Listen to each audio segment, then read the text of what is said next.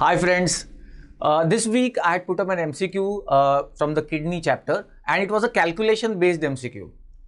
Let's check out the MCQ and how to solve such MCQs. I'm sure many of you feel little threatened by such MCQs, but there's no need to worry about it. There are simple principles or simple techniques to solve such MCQs. Let's check it out. A substance X has been injected into the blood and its plasma concentration, that is px, is 2 milligrams per cent. Its urinary concentration is 2 milligram per ml of urine. GFR given is 100 ml per minute and total urine volume is 50 ml per minute. So from the given set of data, you have to conclude what's happening to this substance within the nephron. A, it is being reabsorbed by the tubules. B, it is being secreted into the tubules. C, neither reabsorbed nor secreted. Or D, the data is inconclusive. You can't calculate from this given data. These were the options given. Let's see how we can solve this MCQ. Let's go from the basics. First thing, there is a substance in the plasma. We injected this substance. It has got a certain concentration in the plasma.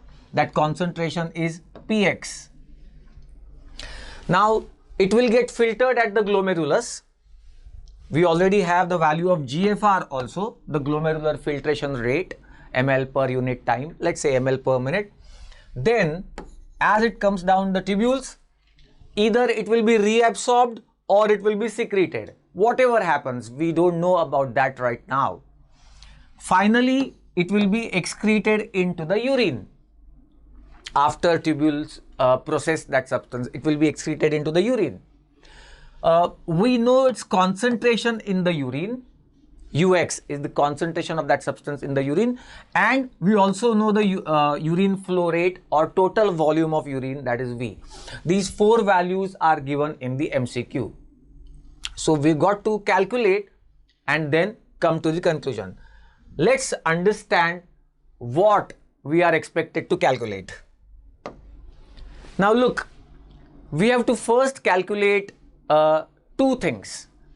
A, how much was the total filtered amount of this substance at the glomerulus?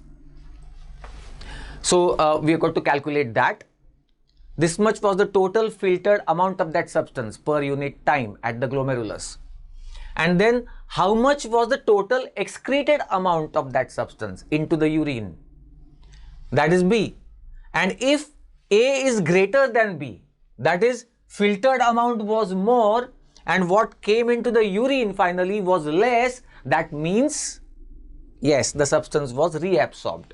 And if A is less, that is filtered amount is less, and what is coming into the urine finally is more than that, then what must have happened? The substance must have been secreted by the tubules.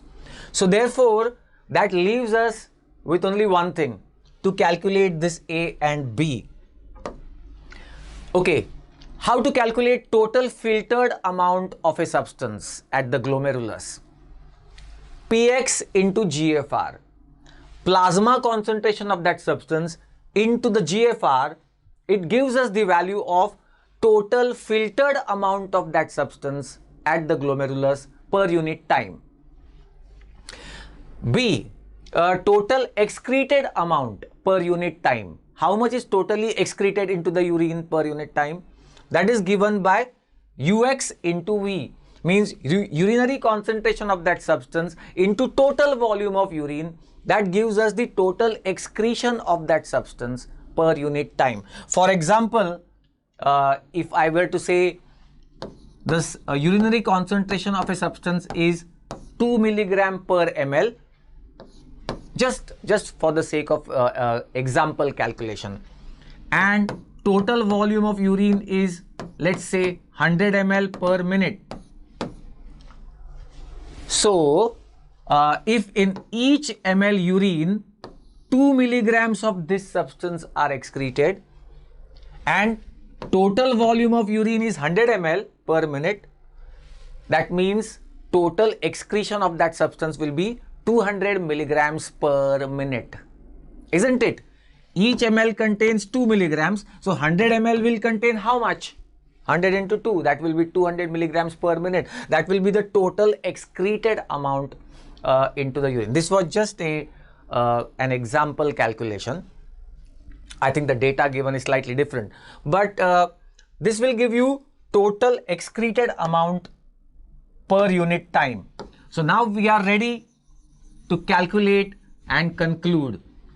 If total filtered amount is more, if Px into GFR is more and Ux into V, that is total excreted amount, is less than that. So filtered was more and less came into the urine, that means the substance must have been reabsorbed. On the other hand, if filtered amount is less and what came into the urine finally was more than that, that means some amount got added by tubular secretion. Simple.